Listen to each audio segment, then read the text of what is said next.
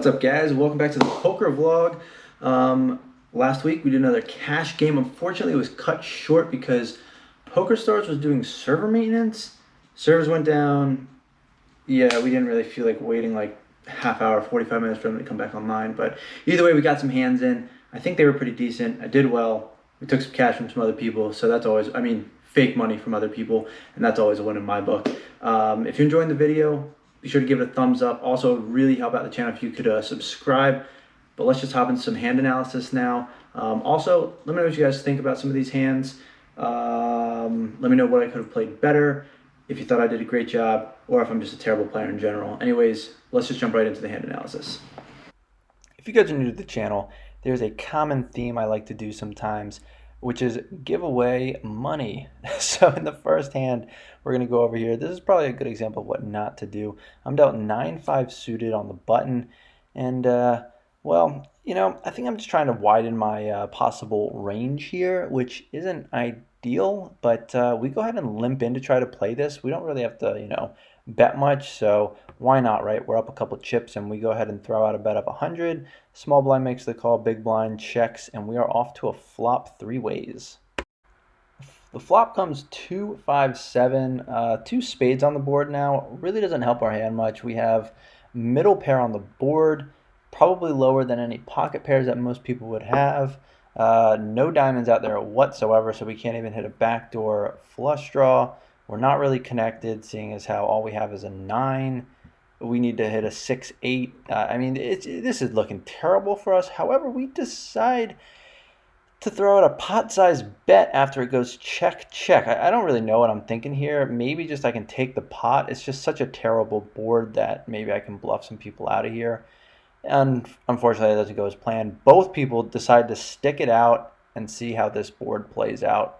And we're off to the turn. Three ways yet again. The turn comes the 3 of hearts. Fortunately, it checks through so we can see the river, but at this point, we're not ahead. We can't hit a straight, we can't hit a flush. The best we can do is a set or 2 pair, which only leaves us with 5 possible outs, the 2 5s that could be left, and 3 9s that could be left. I don't know what I'm really thinking. Either way, the river comes, it's an 8. This just fills out some people's straights potentially. Plus, now we not only have the 7 that can pair above me, but also the 8. I don't know why, but I make the call when the small blind leads out with a bet, and yeah, we just punt away some money. I guess I was feeling charitable, and you're welcome. The next hand we're going to go over, we're dealt 4s in the big blind. Not terrible. I decided to raise this up, re-raise it, I guess, to 400. We can see that the cutoff, or I guess under the gun also, he made it 200, so I just go ahead and re-raise. We get 2 callers, and we're off to the flop 3 ways. It goes check, so I decide to throw out a bet of 300. Probably should have bet more if I wanted to get people off this hand, but we went with 300. The flop was not great for us. We don't even have a 4 of diamond. The turn comes the queen of diamonds, so now we have 3 diamonds on the board. All cards are higher than ours, so any pair beats us. As soon as we see this bet of 1250, we're already thinking we're folding because pretty much any hand is stronger than ours, and we couldn't hit that set on the flop or turn, so we are out and moving on. A couple of orbits later, and we're down to 7,000 chips in our stack, but we go ahead and make the call here pre-flop for 200 with queen jack suited. Not too shabby. We go to the flop 3 ways. It's 9 of hearts, 9 of clubs, and 7 of spades. So it doesn't help us out too much. We have 1 9, so potential backdoor flush draw. Otherwise, just hoping for some overpairs or something. Either way, we go ahead and just throw out a bet of 100. We do get 1 fold out of it. One person calls us but doesn't raise, so I'm thinking maybe they have some top pairs. There's some top cards too, maybe ace king, king queen, king 10, ace 10, I don't know, something like that, or ace something. We go to the turn. Turn doesn't really help us though. However, seeing that the turn is the 6 of clubs, I don't think that the one player that's left has an 8 in his range, which would give him an open-ended straight draw. Seeing as how he raised pre-flop, I see him having sort of premium whole hands. Combinations that I mentioned. I go ahead and just throw out another bet of 100 just to see what he's going to do here. I probably could have just checked here, but either way, build the pot up a little bit. If we can hit something on the river, that'd be nice. He makes the call. We do hit the jack on the river, so now we have a pair. He's probably going to think I'm just bluffing here, so we go for a somewhat of a value bet and throw out a half pot bet of just under 500 chips. He makes the call and we take it down with a pair of jacks. So I'll take it. I don't think I played this hand great, but he didn't raise me up, so I didn't really have to think too much. All right, ladies and gentlemen, this is the hand that puts me on the map. So we're in the big blind. We're dealt king 8 offsuit. We get three people to call, and I just go ahead and check, seeing as how it's offsuit.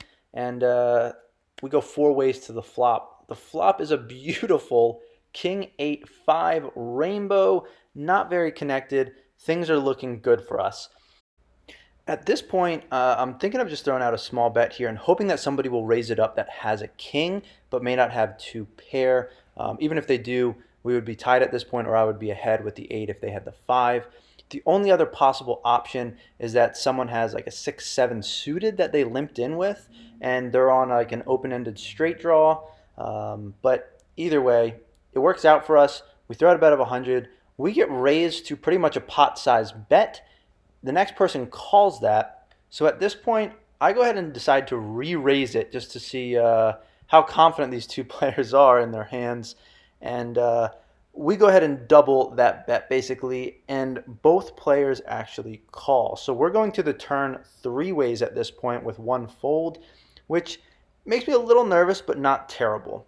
Luckily, the turn comes the 7 of clubs, so it doesn't change too much. If somebody was on an open-ended straight draw, for example, with a 6-7, a 7 doesn't really help them. If they had a king 7 with a potential backdoor straight draw and king high, this also doesn't really change much, seeing as I still have top 2 pairs. The only problem is if someone has, king 9, king 6, king 4, they could have either an open-ended straight draw or a gut shot straight draw in addition to the pair of kings, which could be troublesome on the river.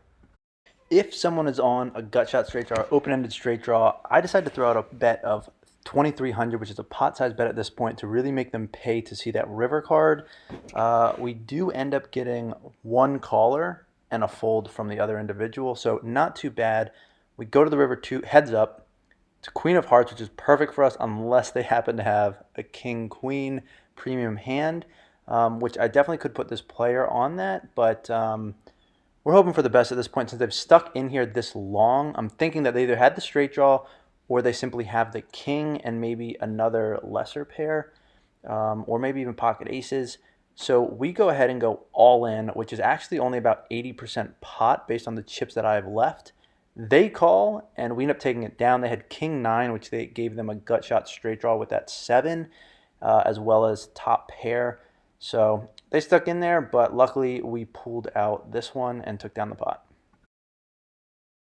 Here we're dealt 6 queen of diamonds under the gun. We decided to go ahead and try to limp in here, with queen high and the fact that we're suited. Why not? The flop isn't great for us. 4-5 jack. I mean, we're close to open-ended straight draw, but not quite there. We didn't hit the queen. There's no diamonds on the board. It's not great for us, but big blind goes ahead and checks, so we just go ahead and check as well. It checks all the way around, so again, we go to the turn 4 ways yet again. The turn comes the 3 of spades. At this point, I'm just thinking, nobody really has much else at this point since it's such low cards. No one's really betting here. Seeing as how it's a 3, we now have an open-ended straight draw, which isn't terrible. We do see that someone bets 200.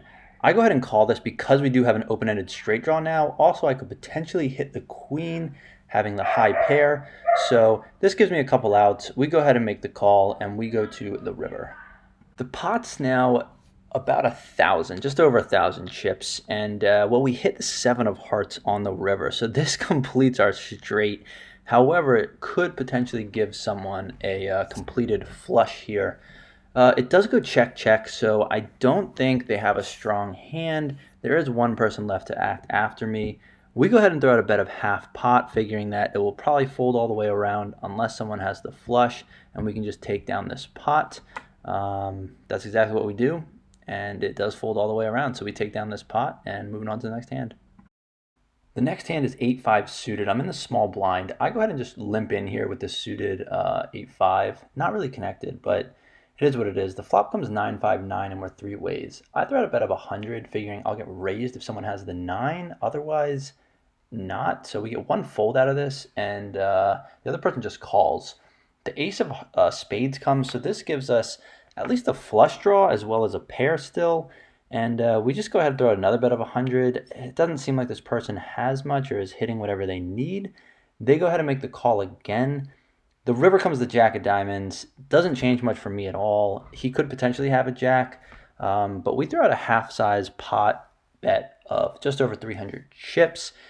If we get called, we get called, but otherwise I'm just hoping to kind of take down the pot here since I don't think they have anything. And that's the case. He folds and we take down this tiny little pot. All right, so we are the chip leader right here. We're dealt we're dealt 8-2 of diamonds on the button. We go ahead and just limp in here. Not my favorite hand, but we're suited and we're the chip leader, so why not, right? So we go to the flop 4 ways, and the flop couldn't have been better. Ace, deuce, 10. However, it's hard to extract value out of this.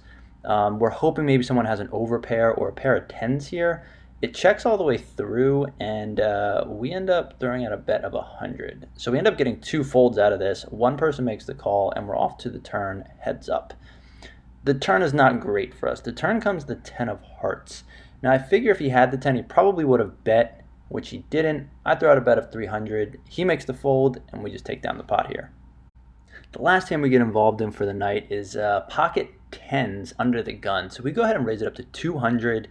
Everybody makes the call, and the flop comes jack, king, ace. Not ideal for us because at this point any overpair beats us. However, we do have a potential for a backdoor flush draw with the 2 clubs that are on the board. It checks all the way through, so we go ahead and see what the turn is. The turn comes a 7 of clubs. Doesn't change much for anybody else in my opinion. However, that backdoor flush draw is coming in nicely. That being said, why not try to get a little bit more value out of this? I throw out a bet of 100 just to see if anybody's going to raise me up at this point, thinking if they do, maybe they have one of the top pairs on the board. If not, we'll get a couple hundred more chips in the pot. One person folds, but 2 people do make the call. We go to the river. The river comes the clutch club card that I need to hit the flush. We throw out a bet of about half the pot and take this one down. That's going to be a wrap. Oh, geez, shouldn't have done that. Got really dizzy after that one. Anyways, that's going to be it for this poker vlog, guys. I hope you really enjoyed it. Again, if you have any comments, concerns, questions, leave them in the comments below. Let me know if I could have played some hands differently, better, worse, any of that stuff. If you guys are enjoying it, again, please like and subscribe. I'm hoping to get some, maybe some like pre-flop play debate going on as far as like when you should raise, call, fold, all of that stuff. Bring on a friend to do some of that discussion stuff, as well as bring on a friend to help sort of analyze my hands that I've played, some of the hands that he's played, and have more of a discussion around it, how he might have played it differently, how I might have played it differently, and all that good stuff. So hopefully you guys will enjoy those. If not, hopefully you're enjoying these videos. If not, I'm just sorry to hear it. Anyways, that's gonna be it for this video. So if you are enjoying the content, again, please like and subscribe. And until next time, thanks for watching.